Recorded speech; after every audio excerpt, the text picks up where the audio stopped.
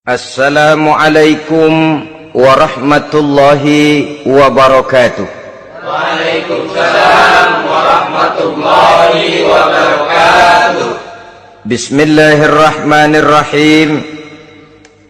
Alhamdulillahi rabbil alamin.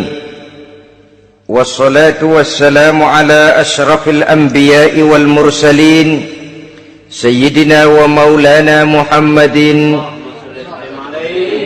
wa ala alihi wa ashabihil mujahidin at-tahirin, amma ba'du. Saudara-saudara kaum muslimin seiman dan sekeyakinan yang berbahagia, pada suatu hari seketika sedang berkumpul dengan para sahabat, Rasulullah pernah memberikan peringatan. Beliau bersabda, yushiku an tada'a alaikumul umamu kama tada'al akalatu ala qas'atiha. Pada suatu saat nanti akan datang di tengah-tengah kamu, wahai umat Islam, di mana orang-orang lain di sekeliling kamu akan bersatu mengerubungi kamu seperti bersatunya orang-orang mengerubungi makanan di atas meja hidangan. Akan datang suatu saat nanti di mana kondisimu dikepung sedemikian rupa, yang barat mau menerkam, yang timur mau menghantam, yang selatan mau menginjak-injak, yang utara pun akan menjelajah. Kondisimu seperti makanan di atas meja hidangan. Sebagian sahabat merasa heran dan terkejut, lalu mereka bertanya, amin qillati nahnu yawma izin ya Rasulullah? Apakah jumlah kami pada waktu itu sedikit ya Rasul? Kami sampai dikepung sedemikian rupa? Beliau menjawab, bal antum yawma izin katsir. Sama sekali tidak. Kamu tidak sedikit pada saat itu. Bahkan jumlahmu sangat banyak. Kamu adalah mayoritas. Walakinnakum ghusa'un ka ghusa'is sail. Tetapi keadaanmu saat itu persis seperti buih di lautan. Banyak tetapi centang perenang.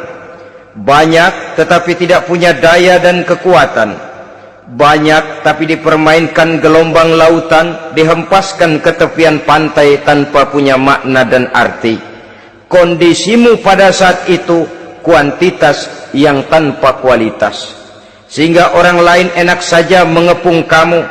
Akidahmu didangkalkan, dibanjiri dengan peradaban dan kebudayaan yang menjauhkan dari agama.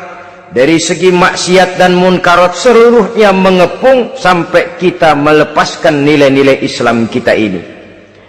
Dan celakanya, sambung beliau, wal yanzi'anna fi qulubi aduwikumul mahabata minkum.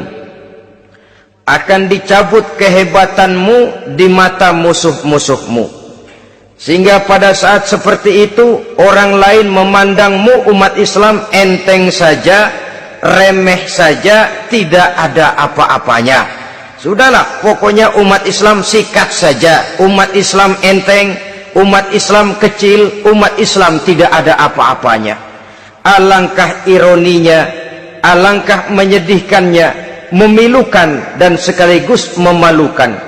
Umat yang mayoritas ini dipermainkan oleh yang minoritas. Umat yang jumlahnya terbesar, terbanyak, bahkan konon menurut catatan sampai 90%, tapi dipermainkan oleh mereka kelompok-kelompok kecil ini. Wal yakzifanna fi qulubikumul wahn. Pada saat itu di hatimu dicampakkanlah penyakit wahan. Sahabat kemudian bertanya, wa mal wahnu ya Rasulullah? Apakah penyakit wahan itu ya Rasul? Beliau menjawab, hubbud dunya wa karahiyatul maut. Penyakit wahan itu tidak lain hubbud dunya wa karahiyatul maut. Terlalu cinta kepada dunia dan terlalu takut kepada mati. Materialistis dan takut resiko. Dua penyakit inilah yang menyebabkan walaupun umat ini mayoritas, tapi dipermainkan oleh yang minoritas. Walaupun dia golongan terbesar, tapi nasibnya seperti makanan di atas meja makan. Dari segala macam penjuru mau menghantam dia. Saudara-saudara kaum muslimin yang berbahagia, ini merupakan analisa sosial bahwa pada suatu saat nanti akan terjadi di tengah-tengah umat di mana kita dihantam dan diserbu dari segala macam penjuru. Akidah didangkalkan, peradaban dan kebudayaan dirusak, makanan dan minuman diracuni, pakaian ditelanjangi dan lain sebagainya, sampai kita melepaskan nilai Islam yang kita cintai ini. Kondisi sosial ini satu saat akan datang kepada kita. Demikian analisa dan peringatan dari Rasulullah sallallahu alaihi wasallam. Marilah sekarang kita melihat, adalah benar bahwa di zaman sekarang kita insya Allah tidak akan mengalami perang Badar sehebat yang pernah dialami oleh Rasul dan para sahabatnya. Tetapi sesungguhnya perang yang kita hadapi di zaman sekarang ini tidak kalah hebatnya dengan perang Badar, tidak kurang dahsyatnya dengan perang Uhud, tidak kurang ngerinya dari perang Khandaq. Hanya saja yang kita hadapi sekarang ini bukan ujung pedang, bukan ujung tombak, bukan ujung panah. Yang kita hadapi sekarang ini adalah perang akidah, perang ideologi, perang mempertahankan keyakinan. Yang kalau kita kalah sekarang, kita memang masih beragama, tetapi anak kita, cucu kita, generasi yang akan hidup 5, 10, 20, 30 tahun yang akan datang, wallahu a'lam bissawab.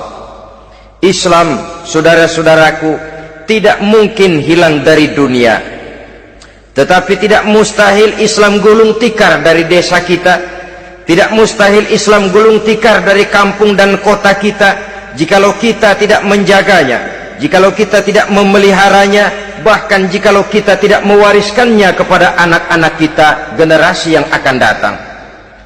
Marilah kita mengingat sejenak bagaimana Islam di Spanyol yang pernah jaya, pernah mewarnai daratan Eropa, dan yang sekarang hanya sekedar tinggal ceritanya saja. Ini pernah diperingatkan oleh Rasul dalam satu hadis, sayati ala ummati zamanun la yabqal Islam illa ismun wala minal Quran illa rasmun. Akan datang satu masa di tengah umatku di mana pada masa itu Islam ada tapi hanya tinggal sekedar namanya saja, dan Quran pun ada tapi cuma sekedar tinggal tulisannya saja. Apabila kita tidak mewariskan ini kepada generasi yang akan datang, maka serbuan-serbuan dari berbagai macam penjuru dari hari ke hari semakin kita rasakan kehebatannya. Tidak mustahil sejarah Spanyol akan terjadi di desa kita, akan terjadi di kampung kita, akan terjadi di kota kita. Orang Spanyol kalau mereka cerita kepada anaknya, mereka akan cerita, "Nak, di sini dulu ada masjid." "Kapan, Pak?" Dulu bener dah. Banyak orang Islam kalau hari Jumat pada sembahyang, "Kapan itu, Pak?" Dulu sekali. Sekarang cuma sekedar tinggal ceritanya saja. Bukankah sesuatu yang sangat tidak mustahil apabila kita tidak menjaga dan mewariskan Islam ini kepada generasi yang akan datang, maka serbuan-serbuan akan membawakan hasil yang diinginkan oleh para penyerbu itu tadi. Kita sudah menjadi umat yang mayoritas, tetapi umat yang mayoritas ini menurut Rasul dikepung sedemikian rupa, akidahnya didangkalkan, peradaban dan kebudayaannya ditekan sedemikian rupa, kehidupan sosialnya dibuat individualis, kemudian dari segi pergaulan, pakaian, makanan, minuman dan sebagainya diracuni, sampai dia tidak lagi berpegang teguh kepada agamanya. Dan dikala itu hilang kehebatan umat ini di mata musuh-musuhnya. Orang lain memandang kita ringan saja, enteng saja, satu umat yang sudah kehilangan wibawa. Padahal konon kabarnya kita mayoritas, tapi enak saja dikutak-kutik orang lain. Dan dikala itu di hati kita merajalela penyakit uahan. Penyakit uahan itu apa? Pertama, hubbud dunia, terlalu cinta kepada dunia.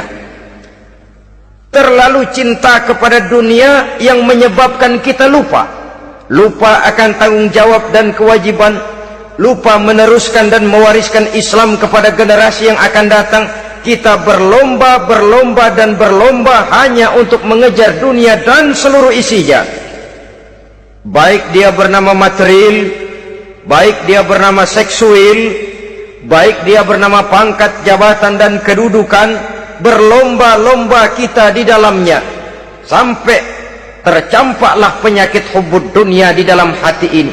Berurat dan berakar dunia itu, sulit dan berat kita berpisah daripadanya. Akibatnya kemauan untuk berbuat demi dan atas nama agama sangat sulit terwujud di dalam kehidupan ini. Yang kedua, karahiyatul maut, terlalu takut kepada mati. Baik mati ajal, mati dalam artian yang sebenarnya, baik mati usahanya, baik mati karirnya, baik mati pangkat dan jabatannya. Sehingga dengan demikian akibatnya jatuhlah kita menjadi umat yang kehilangan wibawa di mata orang lain.